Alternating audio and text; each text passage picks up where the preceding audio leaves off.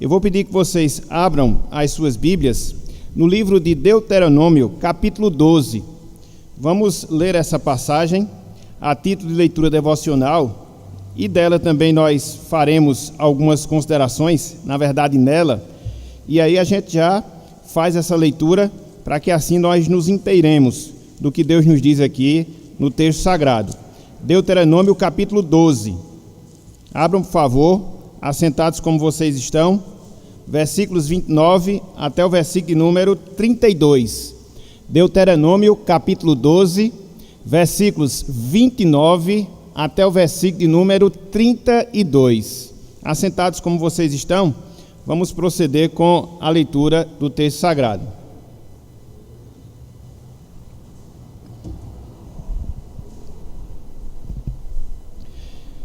Diz o seguinte, meus irmãos e amigos, a palavra do Senhor. Deuteronômio, capítulo 12, versículos 29 até o versículo de número 32.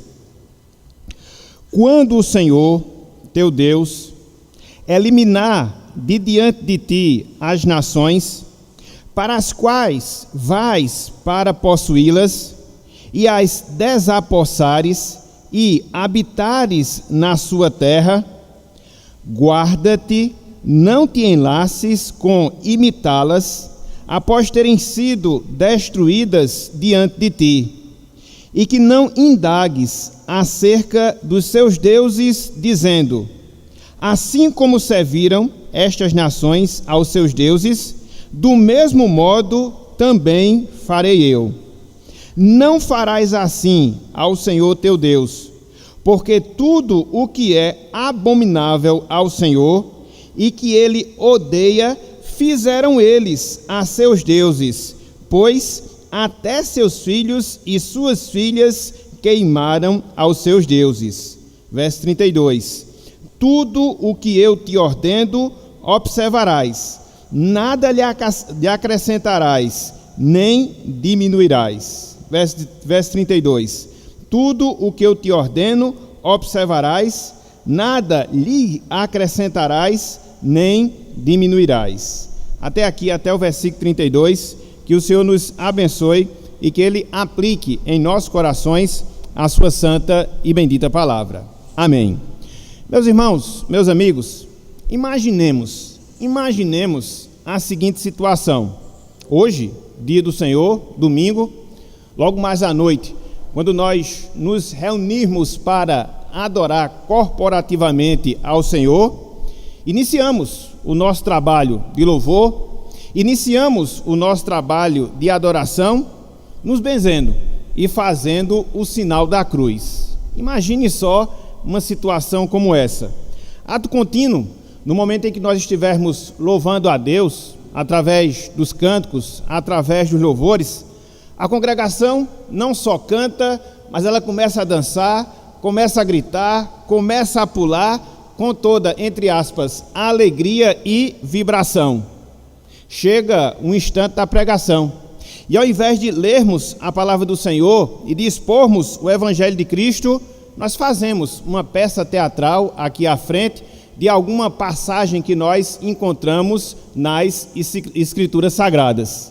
Findo esse instante, nós fazemos um apelo àquelas pessoas perdidas, àquelas pessoas não salvas, para que elas possam se voltar para o Evangelho, para que elas possam se voltar para o Salvador.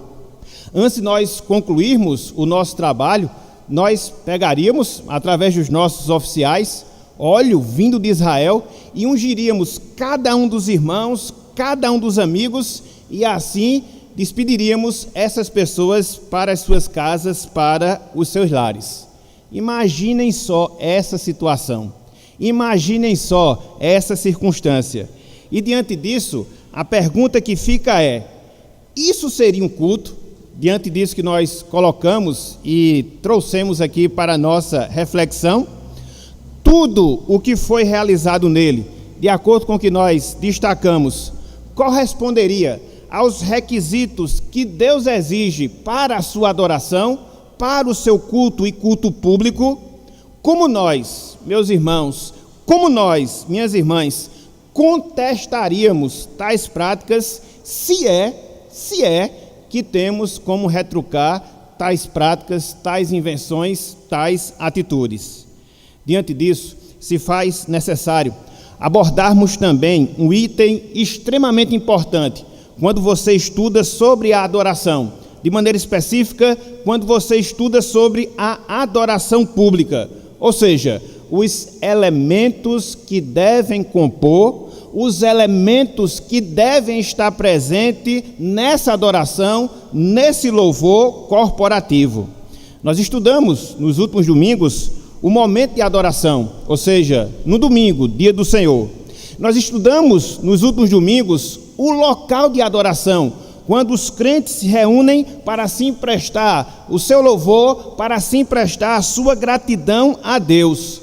Contudo, nós precisamos nos aprofundar ainda mais e considerar tudo aquilo que obrigatoriamente e tão somente deve estar presente na nossa adoração, no nosso culto ao Senhor. Meus irmãos, minhas irmãs, entender e aplicar os elementos que devem estar relacionados ao culto público é fundamental. Preste atenção nisso. É fundamental para que a nossa adoração ela seja de fato aceitável e agradável a Deus. Repetindo, entender e aplicar os elementos do culto público, da adoração pública, é fundamental para que Deus possa aceitar, para que Deus possa se agradar da nossa adoração. Podemos até nos reunir no domingo, dia do Senhor. Podemos até nos juntar com outros crentes para exaltar ao nosso Deus. Contudo, se nós não fizermos através dos meios, através das maneiras que Deus prescreveu que essa adoração fosse feita, tudo, meus irmãos, tudo, minhas irmãs, se torna algo vão, se torna algo sem fruto, se torna algo contrário à vontade do Senhor.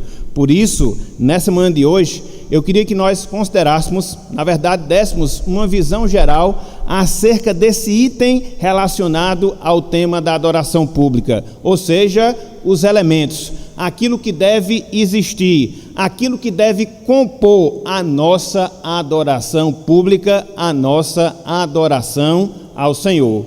Então, na manhã de hoje, o nosso objetivo justamente vai ser esse: considerar de forma geral, segundo o ensinamento da palavra do Senhor, o que é que deve existir, o que é que deve conter, o que é que deve compor a adoração que nós prestamos a Deus, a adoração que nós prestamos ao Senhor. Por isso, o título da nossa lição na manhã de hoje, Elementos da Adoração Pública. Em primeiro lugar, meus irmãos, em primeiro lugar, meus amigos, nós precisamos definir, nós precisamos dar o significado dos elementos do culto público, dos elementos da adoração pública. O que são esses elementos? O que são esses elementos? São todas as coisas, irmãos, são todas as coisas, minhas irmãs, que as Escrituras nos ordena que nós façamos quando nós estivermos cultuando a Deus, quando nós estivermos adorando ao Senhor. Então, quando nós ouvirmos essa expressão, elementos da adoração pública, elementos do culto, nós devemos entender que dizem respeito a tudo aquilo que a Bíblia prescreve, a tudo aquilo que a Bíblia determina e que deve fazer parte e que deve existir quando nós nos reunimos para adorar a Deus. Foi isso, irmãos e amigos, que o Senhor Jesus Cristo, ele disse à mulher samaritana, conforme nós já observamos lá no Evangelho de João, capítulo 4, versículo 24. Deus é Espírito e importa que os seus adoradores o adorem em espírito e em verdade. A adoração em verdade, conforme ensinada por Cristo, diz respeito à adoração que se sujeita, diz respeito à adoração que se submete, diz respeito à adoração que segue tudo aquilo que a Bíblia define e que nós devemos realizar e que nós devemos fazer quando nós nos apresentarmos diante de Deus, quando nós nos apresentarmos diante do Senhor. É interessante que esse tema, dos elementos da adoração pública, de certa forma, dividiu os protestantes logo no início do processo da reforma, conforme nós vemos há alguns anos, na verdade, há centenas de anos atrás. Existia uma ala dos protestantes, sobretudo os luteranos, sobretudo os anglicanos, que dizia não, aquilo que a Bíblia não fala, aquilo que a Bíblia deixa em aberto, a gente pode realizar no contexto da adoração, no contexto do culto público. Por outro lado, os reformados, sobretudo os puritanos, viam de maneira diferente. Não, a gente só pode fazer aquilo que está prescrito. A gente só pode fazer aquilo que está definido na palavra do Senhor. Então, desde o início já há essa divisão em relação a esse tema, uns, de certa forma, mais abertos, outros, de certa forma, mais ligados, mais submissos àquilo que a palavra de Deus define, àquilo que a palavra de Deus nos ordena na adoração pública. É interessante, meus irmãos, meus amigos, que foi esse ponto que Deus definiu quando ele estava prestes a assentar o seu povo na terra prometida. E aí eu peço, caso vocês tenham fechado, para que vocês abram novamente o capítulo 12 do livro de Deuteronômio. O capítulo 12 do livro de Deuteronômio. Conforme nós sabemos, o livro de Deuteronômio, ele marca os instantes que estavam antecedendo a entrada do povo de Israel na terra prometida. E aqui, nesse capítulo 12, Moisés, como instrumento de Deus, ele trata especificamente falando da adoração. Ele trata especificamente falando do culto público que os israelitas deviam prestar quando eles estivessem na terra e na terra prometida. Infelizmente a gente não leu todo o capítulo 12, mas fica aí como indicação para que você possa ler e perceber que durante todo esse capítulo número 12 é tratado de um assunto, de um tema específico, ou seja, da adoração. Não no seu sentido familiar, não no seu sentido pessoal, mas a adoração no seu sentido público, como povo de Deus, como povo da aliança. Na verdade, quando nós olhamos, por exemplo, o versículo 1 do capítulo 12, essa realidade da adoração pública, ela faria parte também quando o povo estivesse assentado na terra prometida. Veja aí, Deuteronômio capítulo 12, versículo 1, a realidade da adoração. Queria marcar o povo quando ele estivesse na terra prometida. Queria marcar a nação de Israel quando adentrasse ao território que Deus havia prometido. Olha só o que nós temos aqui, versículo 1. São estes os estatutos e os juízos que cuidareis em cumprir quando na terra que vos deu o Senhor, Deus de vossos pais, para a possuirdes todos os dias que viverdes sobre a terra. Então tudo aquilo que vai ser falado a partir do versículo 1 dizia respeito a quê? A adoração. Era a nova realidade que o povo iria vivenciar, era a nova realidade que o povo iria experimentar quando Deus cumprisse a promessa que havia feito aos patriarcas.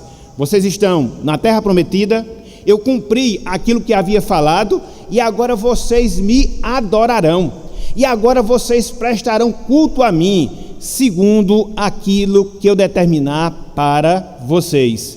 Então veja que seria essa a nova realidade do povo da aliança, seria essa a nova realidade do povo de Israel. E é interessante, quando você segue aqui a sequência do texto, você percebe que essa realidade, ela iria ser marcada, ela iria ser caracterizada por duas coisas.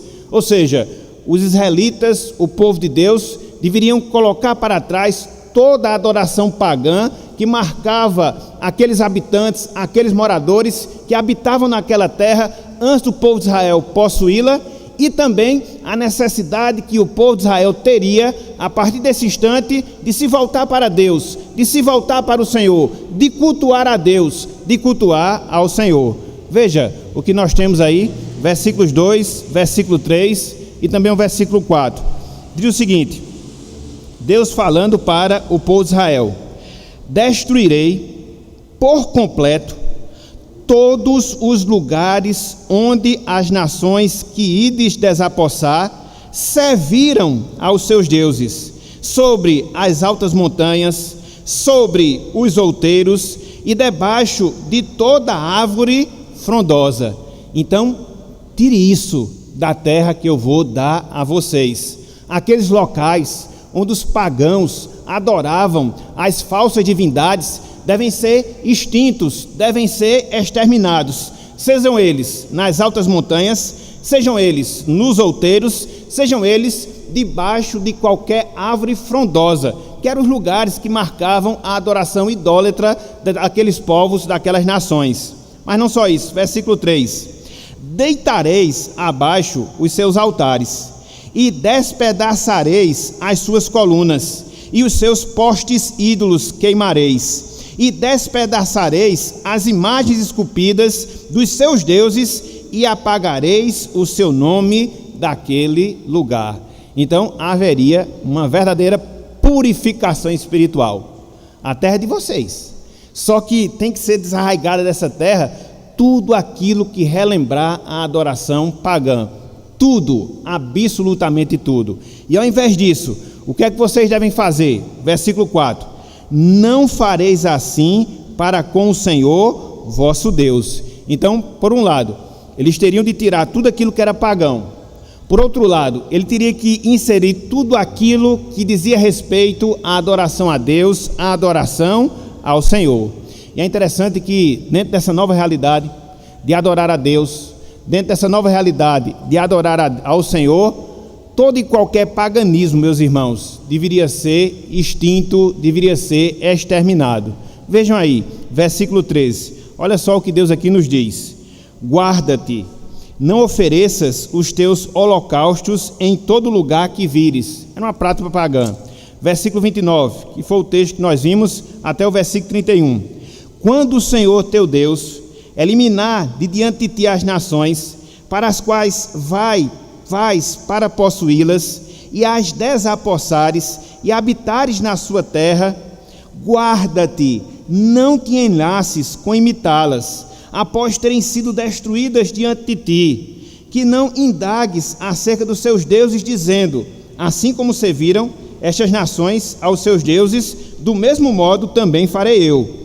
Não farás assim ao Senhor teu Deus, porque tudo o que é abominável ao Senhor e que ele odeia, fizeram eles a seus deuses, pois até seus filhos e suas filhas queimaram aos seus deuses. Eu acho fantástico, meus irmãos, esse trecho aqui, porque Deus ele determina de maneira muito clara: tudo que lembrar a adoração pagã, tudo que remeter à adoração pagã, deve ser extinto, deve ser acabado no meio de vocês. Inclusive, o autor sagrado aqui fala que dentro dessa adoração pagã, os cananeus, eles chegavam a sacrificar os seus próprios filhos ao deus Moloque. E Deus diz: isso eu não quero mais ver no meio de vocês, isso eu não quero mais ver no meio do seu povo. Então, percebam que aqui há um contraste. Deveria ser desligado tudo aquilo que era velho, tudo aquilo que era pagão, tudo aquilo que era contrário à vontade do Senhor, e em lugar disso, o que é que deveria ser feito? Em lugar disso, o que é que deveria ser observado? Aí você chega justamente nesses textos, versículo 11, versículos 27 e versículo número 32, somente aquilo que Deus havia determinado. Olhem só, meus irmãos, o que diz aqui a palavra, versículo 27: e oferecerás os teus holocaustos, a carne e o sangue sobre o altar do Senhor teu Deus, e o sangue dos teus sacrifícios se derramará sobre o altar do Senhor teu Deus, porém a carne comerás. Versículo 32: tudo o que eu te ordeno observarás, nada lhe acrescentarás, nem diminuirás. É interessante que Deus ele é bem incisivo. Dentro da minha adoração, eu não quero que acrescente nada. Dentro da minha adoração, eu não quero que se retire nada, mas que se observe tão somente e tudo aquilo que eu prescrever. Meus irmãos, minhas irmãs, talvez nós não saibamos, mas Deus ele tem um zelo tão grande, Deus ele tem um zelo tão profundo pela sua adoração, que ele requer que essa adoração siga estritamente o modelo, a forma como ele, o próprio Deus, determina em sua palavra. o versículo 32 é claro. Em relação à adoração a Deus, nada deveria ser diminuído, ou seja, tirado. Em relação à adoração a Deus, nada deveria ser acrescentado, mas teria que ser observado exatamente de acordo com aquilo que Deus havia determinado. E ao ler o capítulo 12, sobretudo os versículos 27, versículos 11, versículo 6, você vai observar como Deus queria, como Deus desejava ser adorado. Então, você já percebe, desde o Antigo Testamento, essa realidade dos elementos que deveriam existir, dos elementos que deveriam compor a adoração do povo de Deus, a adoração do povo da aliança. É interessante, porque quando nós consideramos essa questão dos elementos de culto, nós percebemos, meus irmãos, que na nossa própria confissão de fé, nos nossos próprios documentos confessionais, esse princípio já é defendido. Ou seja, dentro da doutrina que compõe ou que caracteriza a nossa denominação, a gente percebe que é essa a atitude, que é esse o cuidado que nós também devemos ter. Devemos adorar a Deus? Sim. No seu dia, com toda certeza. No lugar que Ele determinou, não resta a menor dúvida, mas seguindo estritamente tudo aquilo que Deus determina para a sua adoração. Lá no nosso documento confessional, artigo 26, a parte A desse artigo, nós temos a seguinte redação. Leiam, acompanhem conosco. Diz o seguinte: cremos que é dever do povo de Deus prestar-lhe adoração. É dever, é compromisso de cada um de nós. Essa adoração deve ser prestada, veja, segundo os princípios das Sagradas Escrituras e nunca conforme a imaginação e invenção humanas. Então, isso faz coro com o que você encontra aqui em Deuteronômio 12:32. Nada acrescentareis, nada diminuireis em relação à minha adoração, mas tão somente a minha palavra. Adoração é isso, meus irmãos. Adoração é isso, minhas irmãs. É nós nos voltarmos para Deus no dia que Ele determina, é nós nos voltarmos para Deus no local que Ele exige, mas fazermos não segundo aquilo que a gente pensa, não segundo aquilo que a gente deseja, não segundo aquilo que a gente acha mais bonito na adoração ou aquilo que nos satisfaz na adoração. Não, jamais. Mas de nós nos sujeitarmos àquilo que Deus determina e determina em sua palavra. Por isso que quando nós trabalhamos essa questão dos elementos da adoração pública, nós percebemos que esses elementos, eles são fixos. Nós percebemos que esses elementos, eles são inalteráveis. Você não pode mudá-los, você não pode mexer neles, não. De acordo com aquilo que nós temos na palavra, e a Bíblia foi escrita há 2000 anos, nós vemos esses elementos, e esses elementos, eles devem ser considerados até quando existir povo de Deus aqui na terra. Os elementos de culto, eles estão atrelados ao ensinamento da palavra. Não existe mais nova revelação. Deus não está se revelando mais. Logo, tudo aquilo que Ele revelou em relação à adoração, especificamente falando, está escrito na palavra. Nós devemos nos voltar para ela, saber aquilo que ela nos recomenda, saber aquilo que ela nos exige, saber aquilo que Deus prescreve para que assim o adoremos, conforme Cristo ensinou, não só em espírito, mas também adoremos em verdade. Então, se tem uma coisa, meus irmãos, se tem uma coisa, minhas irmãs, que a igreja de Deus, e aí quando eu falo a igreja, eu falo no seu sentido geral, ela precisa atentar, ela precisa considerar, é para isso. Porque o que você encontra de ditos cultos por aí, onde as pessoas fazem aquilo que desejam, onde as pessoas fazem aquilo que bate no seu coração, totalmente contrário à palavra do Senhor, e as pessoas se enganam pensando que estão cultuando a Deus, quando na verdade não estão. E às vezes eu fico assim, abismado, com o fato de muitas pessoas estarem há anos, há dezenas de anos, na igreja, fazendo tudo aquilo que está contrário à palavra do Senhor, e elas passam do pressuposto errado que estão adorando a Deus. Não estão. A adoração deve ser feita, mas ela deve ser feita não segundo o meu pensamento. A adoração deve ser feita, mas deve ser feita não segundo as nossas emoções. A adoração deve ser feita, mas não ser feita segundo aquilo que nós achamos mais agradável. O culto é a Deus. Logo, é Ele que deve definir a forma como Ele, Deus, deve ser adorado. É por isso, repito, que nós insistimos quanto à necessidade de podermos trabalhar esse tema específico, ou seja, os elementos da adoração pública. Então, em primeiro lugar, nós queríamos dar justamente essa definição.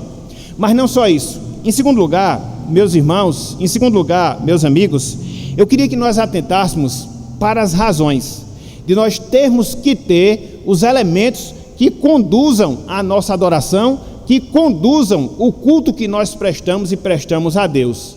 Há sim motivos, há sim razões para nós nos sujeitarmos tão somente àquilo que Deus determina em sua palavra.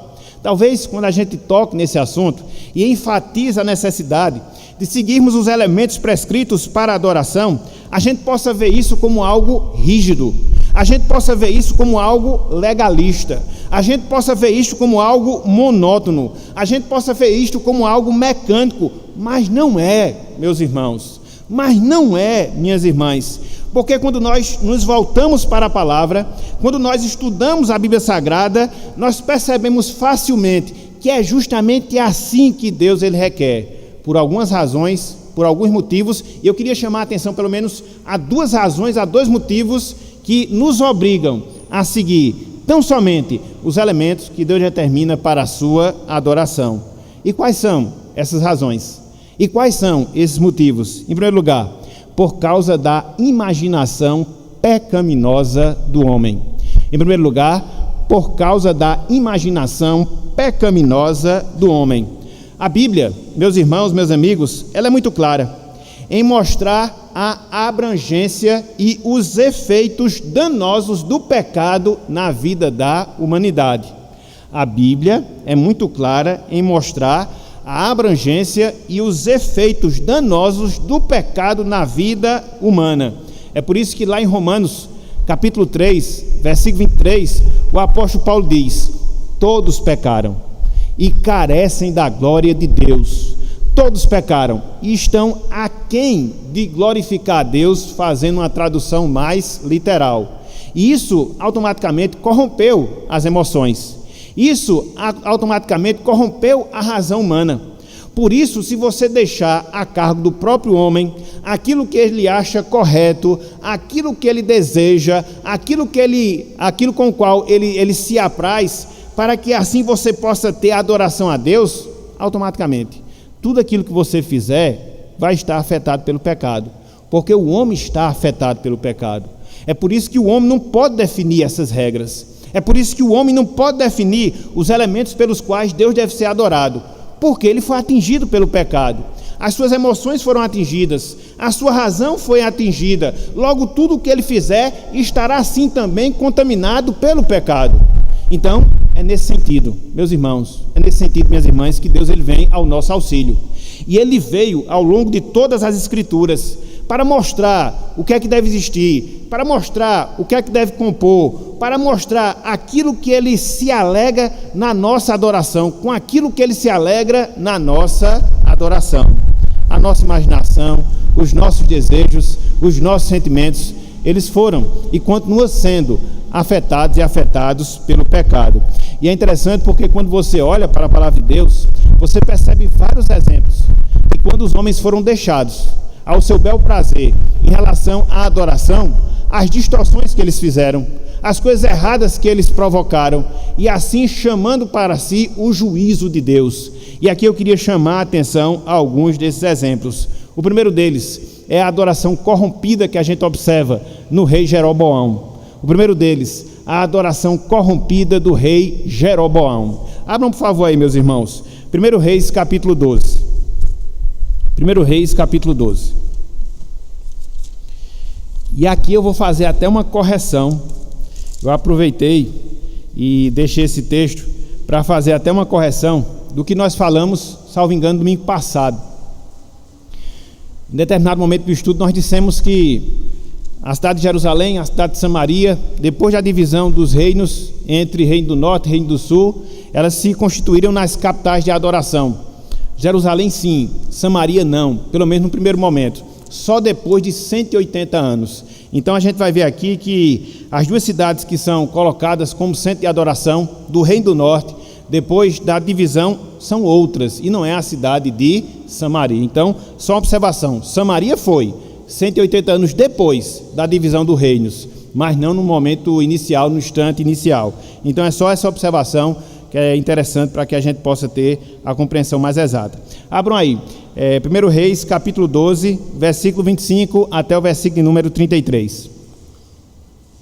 Veja o que é um homem deixado ao seu bel prazer conduzir a adoração a Deus, a desgraça que acontece, a desgraça mesmo.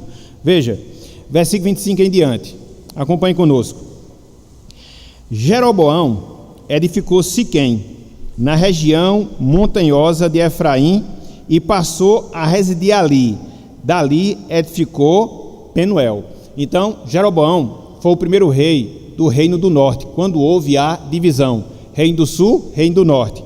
Então ele aqui constitui a cidade, o centro administrativo, vamos assim dizer, do Reino do Norte, mas não só isso. Olha só o que acontece mais, versículo 26, diz o seguinte: disse Jeroboão consigo: agora tornará o reino para a casa de Davi.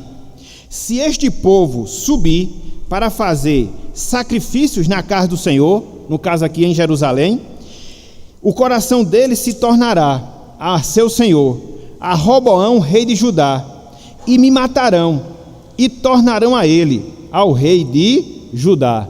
Então Jeroboão ficou receoso. O reino foi dividido, mas o centro da adoração ainda é Jerusalém.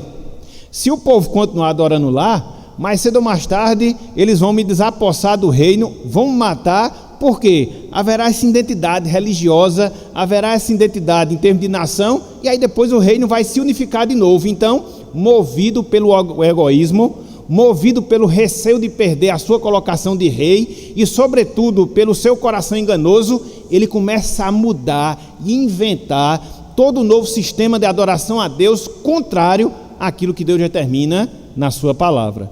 Olhem só o que Jeroboão vai fazer a partir de agora. Versículo número 28. Pelo que o rei, tendo tomado conselhos, fez 2 bezerros de ouro e disse ao povo: basta de subirdes a Jerusalém. Veis aqui teus deuses, ó Israel, que te fizeram subir da terra do Egito. Eita, aqui já perverteu tudo, né? O que é que diz o segundo mandamento? Não farás para ti imagem de escultura. Ele não fez um bezerro não, ele fez 2. Ele achou pouco, entendeu? Isso porque, meus irmãos, dentro da cultura cananeia, os bezerros, os touros, eram símbolos de divindades, mostrando o seu poder. É isso que você vai observar lá em Êxodo também, quando o povo comete o mesmo pecado. Então o fato de ser colocado aqui esses bezerros é porque isso dizia respeito à forma de adoração que demonstrava força, os deuses poderosos. E aí isso era simbolizado através de bezerros, através de touros. Então foi isso que ele fez. Não vão mais para Jerusalém, não vão mais para o templo. Vou fazer para vocês aqui 2 postes ídolos, vou fazer aqui duas imagens de escultura de bezerros. Vocês vão adorar a elas mesmas. Então já começou a perverter tudo aquilo que Deus havia definido para a adoração, mas ele não se deu por satisfeito. Versículo 29. Pôs um em Betel e o outro em Dan, e isso se tornou em pecado, pois que o povo ia até Dan, cada um para adorar o bezerro.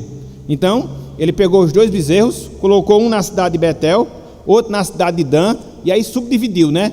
Betel ficava ao sul, Dan ficava ao norte, e aí de certa forma ele facilitou a movimentação das pessoas, através da criação dessas 2 cidades para adoração, contudo pervertendo o que Deus havia definido, porque Jerusalém era a cidade de adoração, conforme a gente vê lá em Deuteronômio capítulo 12.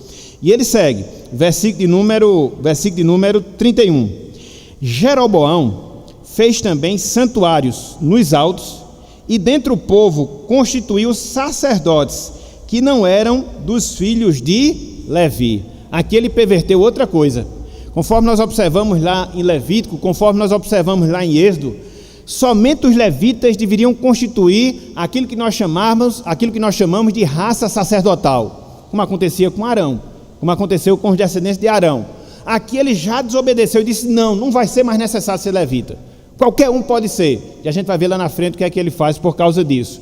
Então, outra perversão, fruto da sua imaginação pecaminosa. Mas ele não se dá por satisfeito. Veja só o que acontece aí no versículo 32. Fez uma festa no 8º mês, no dia 15º do mês, igual à festa que se fazia em Judá, e sacrificou no altar. Semelhantemente fez em Betel, e ofereceu sacrifícios aos bezerros que fizera. Também em Betel estabeleceu sacerdotes dos altos que levantara. Então, muito provavelmente, quando você pega sobretudo o período em que essa festa foi inventada, ela concorreria com a festa dos tabernáculos, onde as pessoas se dirigiam para Jerusalém, onde as pessoas adoravam a Deus. Então ele criou uma festa paralela. Veja como é a questão quando você não observa os preceitos divinos. Ele fez para si imagem de escultura, ele criou uma nova casta de sacerdotes fora daquilo que Deus determinava, e também passou a inventar festas ao Senhor que não estavam prescritas na palavra do Senhor. O homem, deixado só para adorar a Deus, ele vira uma desgraça. Veja aí o que tem no versículo 33. No 15º dia do 8º mês, veja, escolhido a seu bel prazer, subiu ele ao altar que fizera em Belém e ordenou uma festa para os filhos de Israel. Subiu para queimar incenso. Então veja que chocou-se completamente com aquilo que Deus havia definido. Chocou-se completamente com a determinação que Deus havia prescrito. Fruto de quê? O texto aqui diz, seu bel prazer, sua própria vontade. E aí mudou completamente tudo aquilo que Deus havia ensinado. Por isso, meus irmãos, a gente não pode adorar a Deus da maneira como a gente acha bonito. A gente não pode adorar a Deus da maneira que a gente pensa ser certo, porque os nossos sentimentos, as nossas razões, elas foram afetadas pelo pecado. E tudo aquilo que a gente desejar fazer, entre aspas, por mais bem intencionado que nós sejamos, vai distorcer e vai macular a santidade de Deus. Então, aqui você encontra esse primeiro exemplo. Mas não só esse. Eu queria chamar a atenção a um outro exemplo. Vamos agora para o Novo Testamento. Lá para Mateus, capítulo 15. Aqui você já observa a adoração legalista dos judeus, que também feriu ao que Deus determinava para a adoração. Veja aquilo que nós encontramos em Deuteronômio 12:32. A gente nem pode tirar, nem pode acrescentar. No caso aqui de Jeroboão, ele tirou. No caso dos escribas e fariseus, que a gente vai ver agora, eles acrescentaram. Tanto um lado como o outro, eles estão errados. Abram aí, Mateus capítulo 15.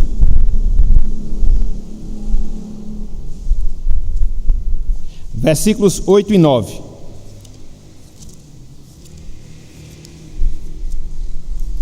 Adoração é coisa séria, meus irmãos. É coisa seríssima. A gente não pode brincar com isso. A gente não pode inventar. De jeito nenhum, de jeito nenhum.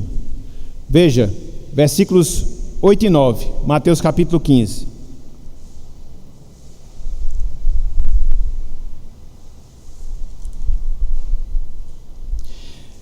Fazendo uso do profeta Isaías, o nosso Salvador, ele disse: este povo honra-me com os lábios, mas o seu coração está longe de mim.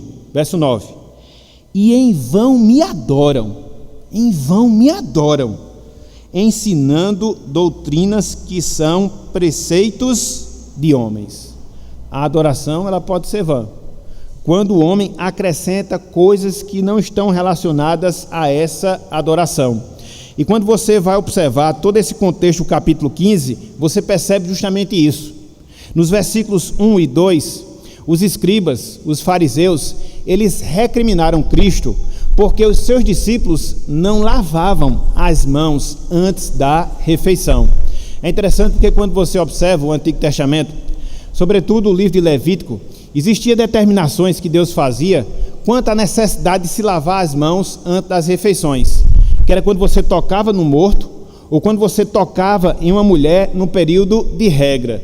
Era o que Deus prescrevia. Aí os escribas e fariseus foram além. Não, vocês devem lavar sempre as mãos, continuamente as mãos, porque isso a lei prescreve. Não, eles acrescentaram, eles aumentaram.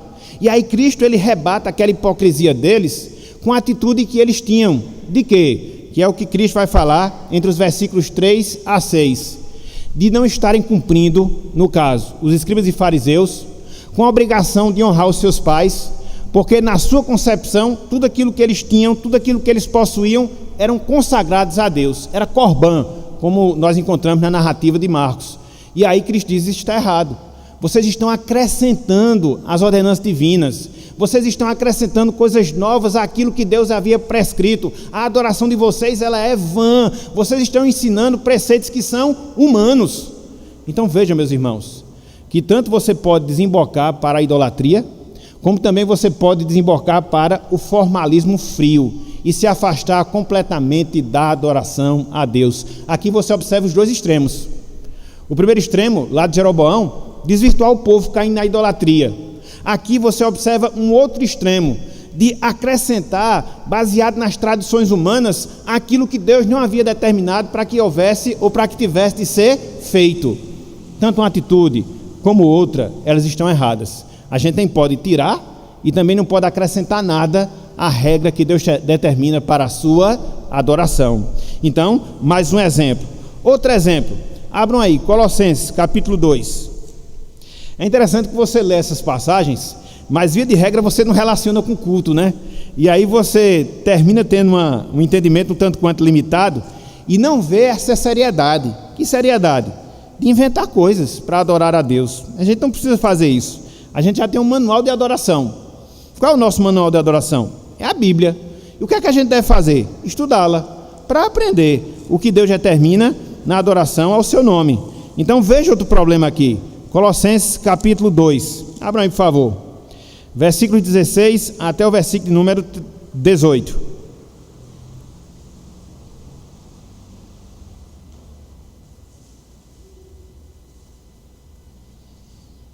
Diz o seguinte: ninguém, pois, vos julgue por causa de comida e bebida, ou dia de festa, ou lua nova, ou sábados, porque tudo isso tem sido sombra das coisas que haviam de vir, porém o corpo é de Cristo.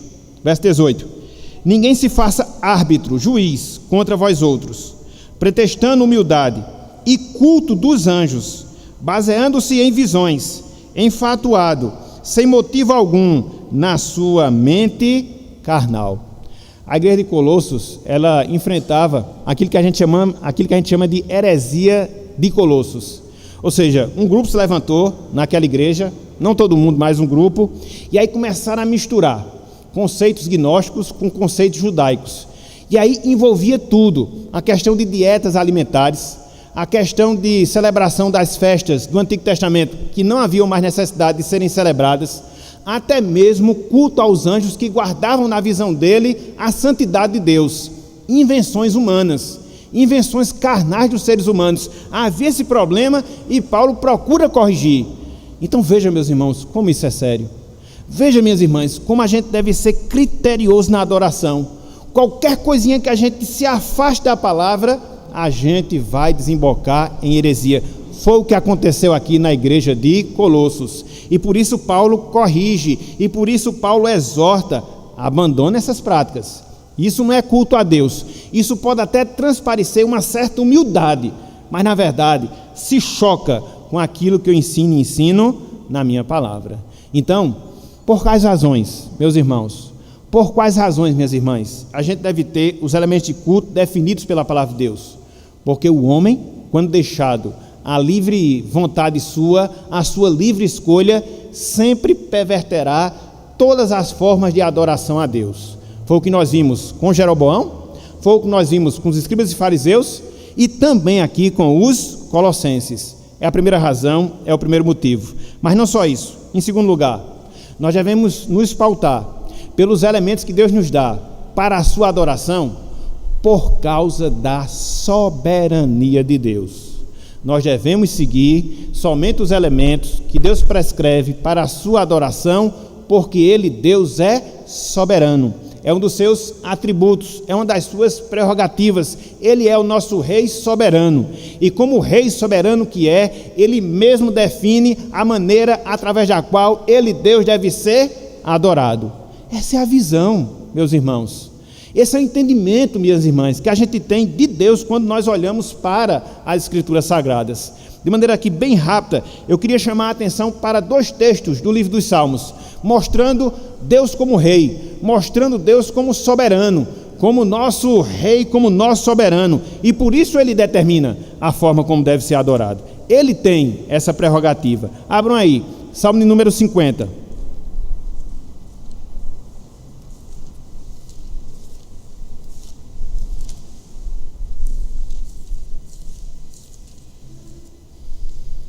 Versículos de 1 a 6.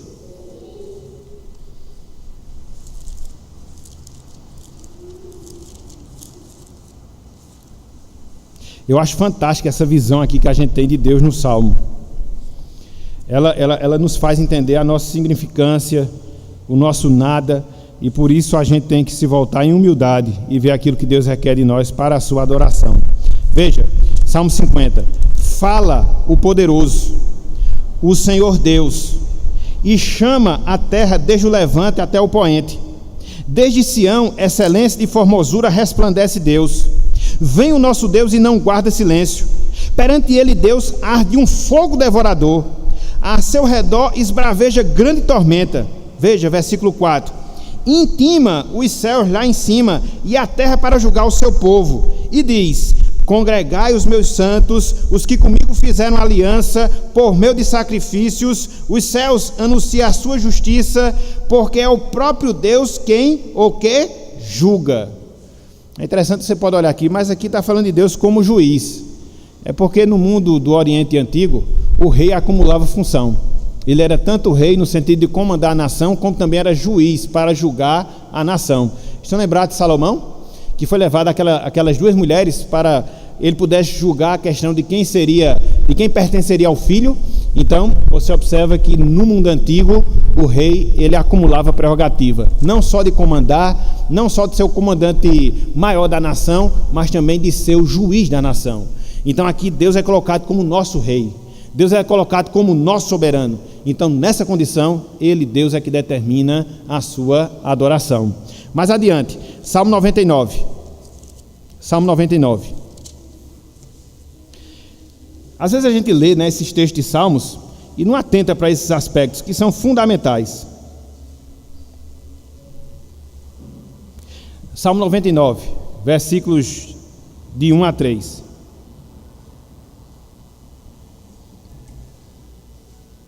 Diz o seguinte: reina o Senhor, trema os povos.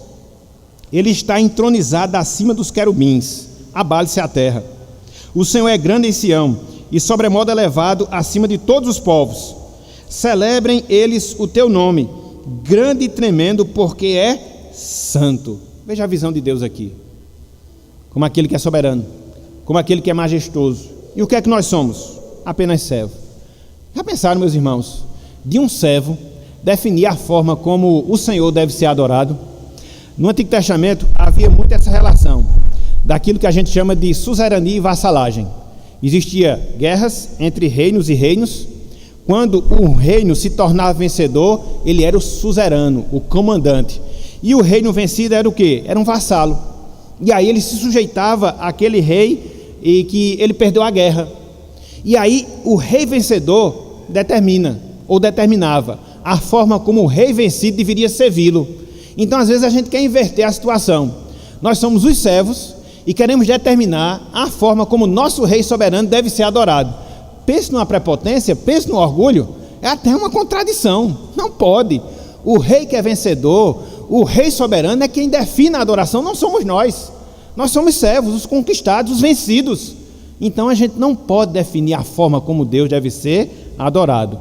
É interessante que um certo autor, sobre essa questão da soberania de Deus e adoração, ele diz o seguinte, abro aspas: ele, Deus, não é obrigado a receber qualquer adoração inventada por homens finitos e caídos, ou até mesmo aquela criada por oficiais remidos da igreja. Ele é o Senhor, Ele é soberano, somente Ele pode autorizar a adoração que o agrada. Isso é uma verdade inquestionável. Deus é soberano e só Ele determina a forma como deve ser adorado, forma que lhe agrada, que agrada a Deus. Então aqui, meus irmãos, aqui, meus amigos, você tem pelo menos duas razões, você tem pelo menos dois motivos pelos quais nós devemos seguir estritamente os elementos do culto que Deus ele nos ensina em sua palavra. Porque a nossa imaginação e invenção ela é pecaminosa e porque Deus ele é soberano. Então nós já vimos, no primeiro momento, a definição dos elementos que devem compor o nosso culto, a nossa adoração pública. No segundo instante, nós vimos as razões pelas quais isso se dá. E em terceiro lugar, bem rápido mesmo, só para a gente ter a noção, a composição dos elementos do culto público, a composição daquilo que nós devemos realizar no culto de adoração a Deus. Então, o que é que Deus prescreve para a sua adoração? Quando você se volta para a sua palavra, você vê o que é que ele prescreve. Por exemplo, quando você abre em Atos dos Apóstolos, capítulo 2, versículos 42 até o versículo 47, você vai observar. Quando você segue adiante, lá em Atos capítulo 20, versículo 7, você também vai observar aquilo que é determinado pelo comportamento dos discípulos na adoração pública. Mais adiante, quando você vai para 1 Coríntios capítulo 16, versículo 2, você vai ver ali, pelo ensino do apóstolo Paulo, uma das coisas que deve existir na nossa adoração pública. Quando você vai mais adiante, lá para Efésios capítulo 5, versículo 19, você também encontra ali uma definição do que deve existir na nossa adoração, que é corroborada lá em Colossenses capítulo 3, versículo 16. Por que eu não li esses textos? Porque a gente vai trabalhar de maneira bem específica nos próximos estudos, se Deus assim permitir. Mas só a título de conceituação, só a título de esclarecimento, o que é que deve existir obrigatoriamente no culto que nós prestamos a Deus? Cânticos, orações, leituras e exposições da palavra do Senhor, ofertórios e realizações dos sacramentos. Quais são? O batismo e a Santa Ceia. Em momentos especiais, os juramentos solenes. E a gente vai ver isso de maneira mais específica um pouco mais adiante. Mas só isso, pastor? Bem, é isso que a Bíblia define.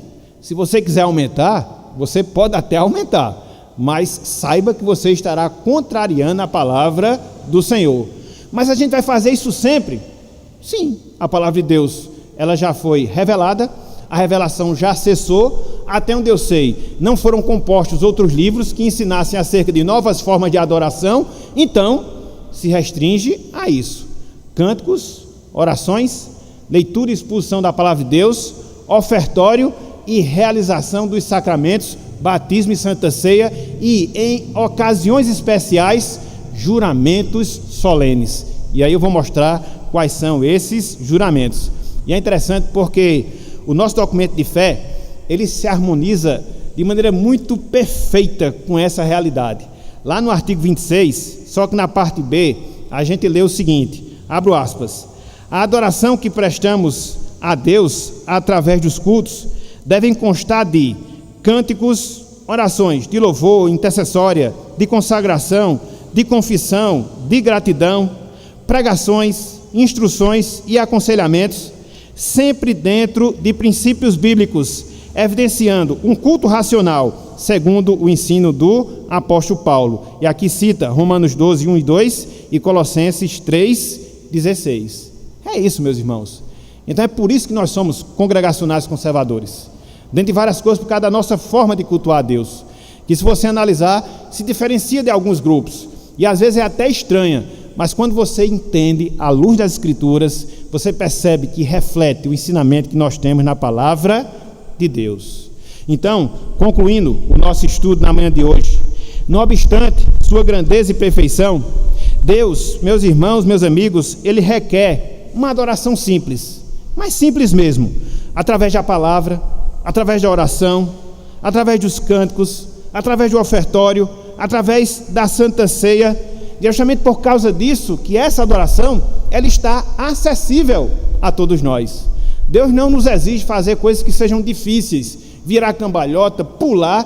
Tem gente até que faz isso, né, pensando que é cultuar a Deus, mas não é isso que nós temos na palavra do Senhor. Então, o que é que nós devemos ser? Sinceros.